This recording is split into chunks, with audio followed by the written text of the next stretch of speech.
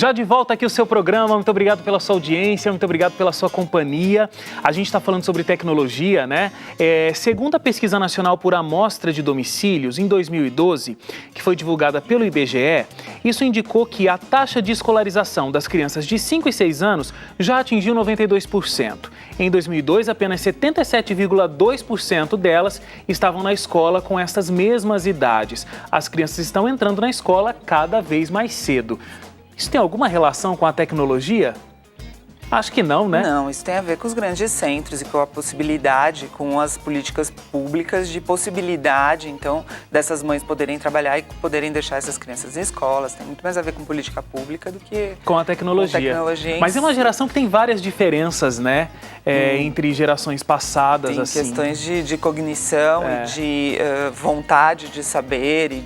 Mas o que a gente consegue ver lá no núcleo é que, bem administrados, né? Se essa família, de certa forma, introduz essa tecnologia sem muito drama nessas crianças, elas conseguem levar os dois mundos tranquilamente. Elas conseguem brincar separar o real do virtual. Sim.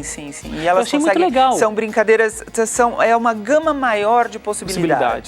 Eu achei legal incluindo comportamentos e não excluindo comportamentos. Eu achei muito legal o depoimento da Nicole, que consegue muito bem trabalhar esses dois universos, né?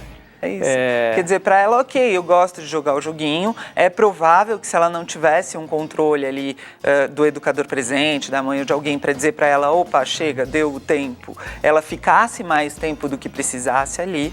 Existe essa questão, né, na questão dos cuidados, que é justamente o que a gente coloca, que esses pais entendam que eles não estão despotencializados para educar esta criança, mesmo que esta criança entenda mais de componentes tecnológicos do que eles, o educador, o pai, a mãe, quem dá a regra, quem dá o limite, quem expõe as crianças ao mundo é o pai, o educador ali presente. Mas essa é uma questão bastante delicada, né? Porque o pai, às vezes, ele se sente incapacitado de entender aquela questão. Exatamente. Para poder resultar em educação. É aí que a gente tem, então, essa quebra desses combinados. Porque a criança diz, não, mas eu preciso ficar mais uma fase. E ele fala, que fase? Preciso entrar aqui, porque senão eu vou perder o meu... sei lá o nome lá da armadura do avatar, do que foi, e o pai olha e fala, nossa, do que ele está falando? Parece uma coisa muito importante, né? Porque como para crianças e pré-adolescentes, o mundo deles é muito importante. Mas os pais têm que lembrar que não é assim, é importante para eles, mas é uma fase de um joguinho virtual, aquilo não tem nenhum tipo de link com a vida dele, né? Então ele não vai perder nada. O pai tem que trazer a criança para o mundo real, muitas vezes. A princípio, sim, porque a partir do momento que ele começa a pontuar isso para a criança, é a partir daí que essa criança vai começar a construir em si a noção e os mecanismos de controle, de autocontrole, né? Do mesmo jeito que a gente começa desde pequeno a ensinar a fazer cocô e xixi na privada, você vai ensinar o seu filho a estar fora da tecnologia. Você vai ensinar que aquela tecnologia, sim, ela foi construída para te manter lá 100% do tempo. Só que não é assim, você tem uma vida aqui fora, então você tem que comer, você tem que estudar, você tem que conversar, você tem que brincar com seus amigos, você tem que contar as suas coisas, você tem que aprender também a fazer isso, né? É difícil a situação dos pais, porque, por exemplo, tem a história do Facebook, né? Que os pais começaram a entrar no Facebook, virou uma coisa fácil para eles. E aí todo mundo, minha mãe tá no Facebook. Aí de repente eu coloco uma foto, aí a mãe, né? Meu filho lindo! E não é a linguagem, né? Não é isso que se espera de um comportamento ali no Facebook. Aí o que aconteceu? Foram lá para aquelas redes sociais, que eu esqueci o nome, aquelas que apagam rapidinho todo o conteúdo. Snapchat. Então, fugindo do controle. Fugindo do controle, exatamente. E aí os pais... Mas quando seu filho chega no Snapchat, ele já tem uma demanda adolescente que diz, eu não quero que você interfira na minha vida. Você confia no que você fez até agora e vai me dando a liberdade que eu preciso. Óbvio que, como essa, aparecerão outras tecnologias. Quanto mais demanda você tiver do ser humano, mais tecnologias para suprir essa demanda a gente vai ter. E no caso desses mecanismos que não guardam nenhum tipo de conteúdo ali, eu acho isso até uma questão de proteção. né?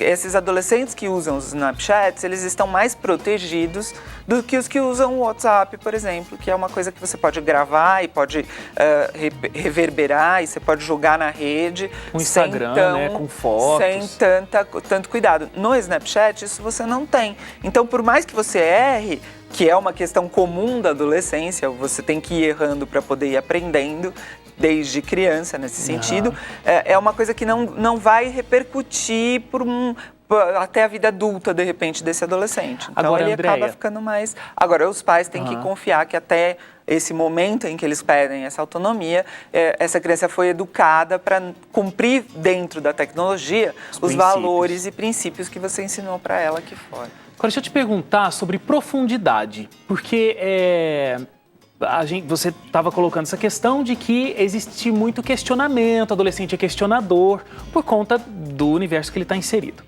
Agora, o que a gente ouve dizer é que muitas vezes não tem profundidade, aquela história dos 140 caracteres, então ele não tem paciência de ler alguma coisa que seja maior do que isso. Agora a gente está vivendo uma fase até, inclusive, que o Instagram, né? Então não é nem 140 caracteres, é uma imagem.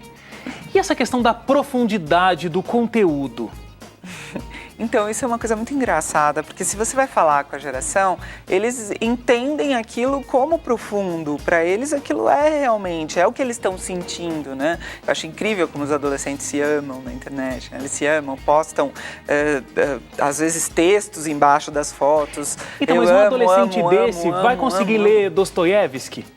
Vai. Se alguém for apresentar o Dostoiévski, agora precisa saber se esses pais vão querer apresentar um Dostoiévski para ele ou se vão querer esticar um iPhone.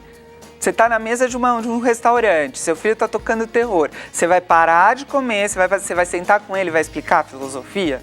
Ou você vai esticar o iPhone? Que já auto-resolve o problema, né? Então, eles vão responder conforme eles forem incentivados a. Eles continuam sendo seres humanos como foram os outros. Criança é sempre criança. O bebê nasce, chora, precisa ser alimentado, precisa ser educado. É daquilo que você vai expor essa criança que vai depender os gostos dele futuros, né? Então, uma criança pouco exposta ou exposta ao lazer só dentro de casa, porque isso é mais fácil, eu não tenho que me preocupar se ele está se sujando, se ele não está, se ele está com alguém que eu não confio, se não está, se ele vai ser assaltado ou não vai, eu não preciso me preocupar com nada disso, ele vai estar à minha disposição ali no cômodo vizinho, sem me atormentar, e a hora que eu falar, e ele vem correndo. Eu não preciso me preocupar em chamar, eu não preciso me preocupar em saber onde está. Então, se eu só expor o meu filho a isso, mais tarde, quando ele só quiser isso, eu vou questionar o quê com ele? Ele foi no parque, ele brincou, ele jogou um jogo de tabuleiro com a família, na hora do almoço, quando estava tocando aquela bagunça, você foi lá e falou, não, querido, agora é quieto. Porque eles têm que aprender a ficar quietos, né? O ficar quieto, sem nada, é uma questão que você aprende, né? Quer dizer, mesmo depois, bem mais velho, quando você vai buscar, vou meditar, vou me acalmar, é uma coisa que você vai autoaprender, você vai aprendendo. Então, você põe na tecnologia, mas você também ensina a ficar sem ela. E não vê diferença nisso. Ok, ele está fazendo um bom uso da tecnologia, ele está sendo exposto ao mundo que provavelmente ele vai ter que conviver com muito mais intensidade do que você, e ele não está sendo restrito em comportamento ou em vontade nenhuma que ele possa ter. Acho uma excelente reflexão essa, porque realmente é muito mais palatável, é muito mais fácil, a criança automaticamente vai gostar mais dessa tecnologia. Mas não porque a tecnologia é boazinha, mas porque ela é desenvolvida para isso. Por trás disso você tem toda uma indústria que te diz, ok, as crianças gostam de, sei lá, pássarozinhos que são atirados e destroem as coisas.